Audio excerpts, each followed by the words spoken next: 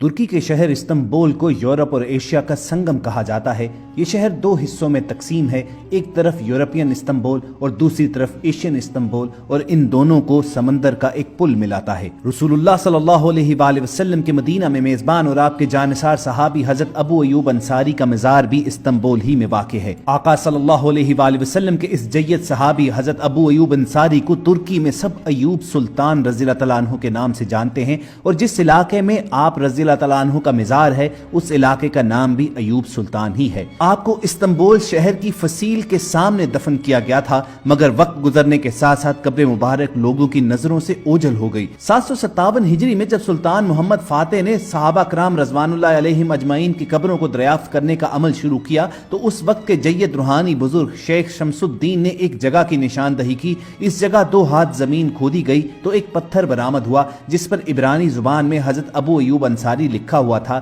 یہ پتھر آج بھی ابو ایوب انصاری کے مزار کے باہر ایک دیوار میں لگا ہوا ہے۔ سلطان محمد فاتح نے اس جگہ جہاں سے یہ پتھر برآمد ہوا وہاں قبر مبارک پر ایک تابوت رکھوا دیا جس پر چاندی مڑی ہوئی ہے، اور ایک عمارت بھی تعمیر کروائی۔ مزار کے ساتھ منسلک ایک جامع مسجد اور مدرسہ بھی بنوا دیا۔ حضرت ابو ایوب انصاری رضی اللہ تعالیٰ عنہ کے مزار کے 3 حصے ہیں: جامع ایوب، مزار ایوب اور قبرستان ایوب۔ جامع ایوب کے کمرے میں سبز چادر میں لپٹا ہوا ایک علم بھی ہے جس کے متعلق کہا جاتا ہے کہ یہ وہ تاریخی علم ہے جسے حضرت ابو ایوب انصاری رضی اللہ تعالیٰ عنہ غزوات اور جنگوں میں اٹھایا کرتے تھے۔ استنبول کا موسم اکثر سرد مائل رہتا ہے، چنانچہ تیز ہوا میں ٹھٹرتے ہوئے لوگ سنگ مرمر کی سفید ٹائلوں پر چلتے ہوئے جب وسیع صحن عبور کر کے مزار شریف کی طرف جانے والی تنگ راہداری میں داخل ہوتے ہیں تو سبز قالین پر پہلا قدم رکھتے ہی سردی کا احساس کہیں پیچھے رہ جاتا ہے۔ ایک عجیب سا سکون، عجیب سا اطمینان آپ کو گھیر لیتا ہے۔ چند قدم چلیں تو سامنے مزار آ جاتا ہے جہاں زائرین اکثر مزار کی دیوار سے لگ کر بیٹھ جاتے ہیں، آنکھیں بند کیے،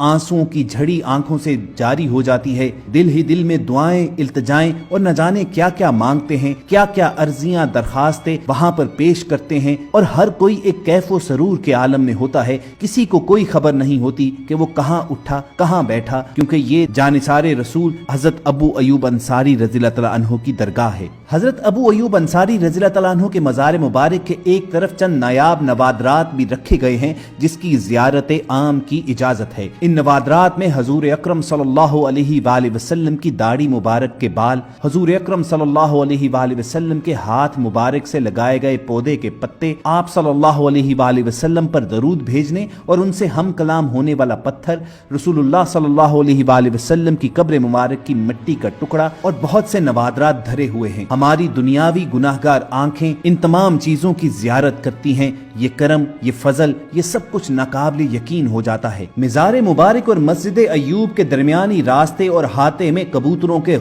غول نظر آتے ہیں۔ یہاں پر پانی کے فوارے نصب ہیں، ساتھ ہی چھوٹا سا ایک بازار ہے جہاں دینی کتب اور دوسری اشیاء ضروریہ کی بہتات نظر آتی ہے۔ یہاں پر عشاق ایک بڑی تعداد میں ہر وقت اور ہر طرف موجود رہتے ہیں۔ حضرت ابو ایوب انصاری رضی اللہ تعالیٰ عنہ کا مزار مبارک استنبول کے یورپی حصے میں ہے، اور یہ علاقہ استنبول کا قدیم علاقہ ہے، اور یہ مزار فصیل شہر سے متصل ہے۔ مزار مبارک کے احاطے میں ایک بڑی مسجد بھی ہے۔ ترک مساجد میں خطبے کے دوران سیاست پر گفتگو کی ممانعت ہے۔ ترکی کے بڑے شہروں کی تمام مساجد میں جو خطبہ دیا جاتا ہے اسے ایک مربوط نیٹ ورک کے ذریعے تمام مساجد میں نشر کیا جاتا ہے، اور ہر مسجد کا امام سرکاری ملازم ہوتا ہے۔ یہ امام ہر نماز با جماعت کے بعد لوگوں کو تلاوت کلام پاک سناتا ہے۔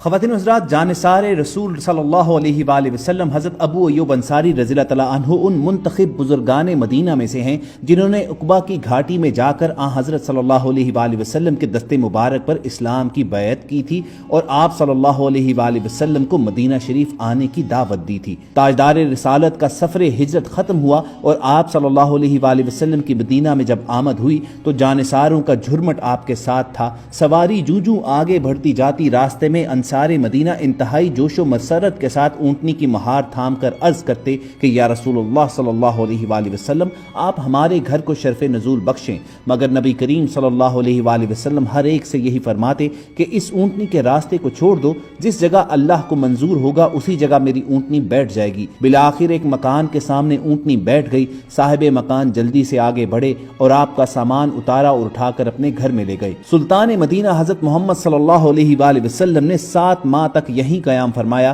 یہاں تک کہ مسجد نبوی اور اس کے آس پاس کے حجرے تیار ہوئے اور امہات المومنین کے ساتھ آپ صلی اللہ علیہ وآلہ وسلم ان حجروں میں قیام فرما ہو گئے۔ یوں حضرت محمد صلی اللہ علیہ وآلہ وسلم کی میزبانی کا شرف حاصل کرنے والے سب سے پہلے خوش نصیب صحابی حضرت سیدنا ابو ایوب انصاری رضی اللہ تعالیٰ عنہ ہی تھے۔ حضرت ابو ایوب انصاری رضی اللہ تعالیٰ عنہ کا شمار اسلام کے جانباز مجاہدین میں ہوتا ہے۔ آپ رضی اللہ تعالیٰ عنہ کو یہ اعزاز حاصل ہے کہ آپ رسول اللہ صلی اللہ علیہ وآلہ وسلم کے ساتھ تمام غزوات میں شریک ہوئے اور کسی ایک غزوہ کے شرف شرکت سے بھی محروم نہیں رہے۔ رسول اللہ صلی اللہ علیہ وآلہ وسلم کے وصال کے بعد خلفائے راشدین بھی حضرت ابو ایوب انصاری کا بے حد احترام کیا کرتے تھے۔ حضرت عثمان غنی رضی اللہ تعالیٰ عنہ کی شہادت کے دنوں میں آپ رضی اللہ تعالیٰ عنہ مسجد نبوی میں امامت فرماتے رہے اور حضرت سیدنا علی المرتضیٰ رضی اللہ تعالیٰ عنہ کے ابتدائی دور خلافت میں آپ مدینے کے گورنر بھی رہے، لیکن آپ رضی اللہ تعالیٰ عنہ کی طبیعت کو یہ راس نہیں تھا۔ چنانچہ 51 ہجری میں جب قسطنطنیہ فتح کرنے کے لیے لشکر اسلام بھجوایا گیا تو آپ رضی اللہ تعالیٰ عنہ اس میں شریک ہو گئے۔ استنبول کا اس وقت نام قسطنطنیہ ہی تھا،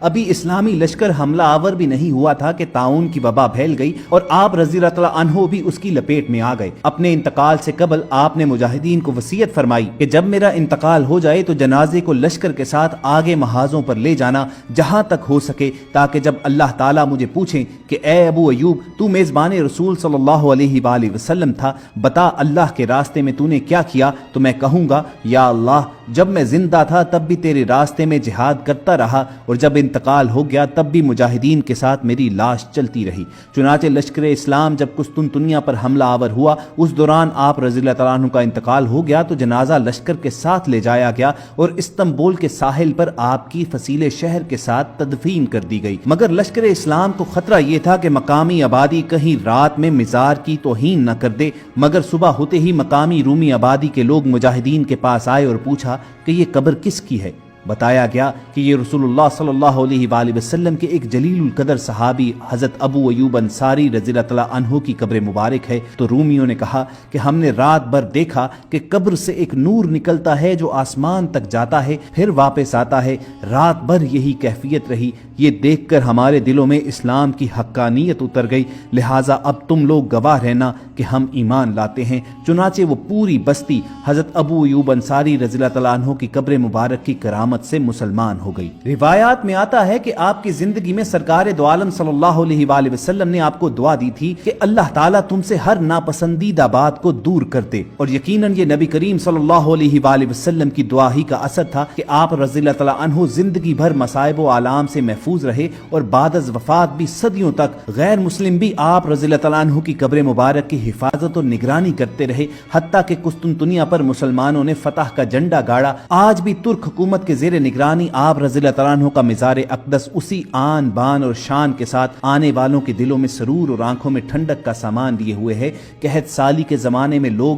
آپ رضی اللہ تعالیٰ عنہ کی قبر مبارک پر حاضر ہو کر بارش طلب کرتے تو اللہ عز و جل آپ کے طفیل پیاسی مخلوق کو سیراب کر دیتا تھا۔ حضرت ابو ایوب انصاری کا مزار اب تک زیارت گاہ خلائق ہے اور صبح شام ہر وقت ہزاروں لاکھوں عشاق رسول صلی اللہ علیہ وآلہ وسلم ابو ایوب انصاری رضی اللہ تعالیٰ عنہ کے مزار مبارک پر حاضری دیتے ہیں اور اپنے قلب و ذہن کو معطر کرتے ہیں۔ اللہ تعالیٰ سے ہر دم یہی دعا ہے کہ ہمیں اپنی زندگیاں رسول کریم صلی اللہ علیہ وآلہ وسلم کی حیات مبارکہ کے مطابق ڈھالنے کی توفیق بخشے اور اس کے ساتھ ساتھ آپ صلی اللہ علیہ وآلہ وسلم کے جانثار ساتھیوں کی زندگیوں سے ہمیں سیکھنے کی مہلت عطا فرمائے۔ اس ویڈیو کو شیئر ضرور کریں ہو سکتا ہے آپ کے ایک شعر سے یہ بات کسی کے دل میں اتر جائے.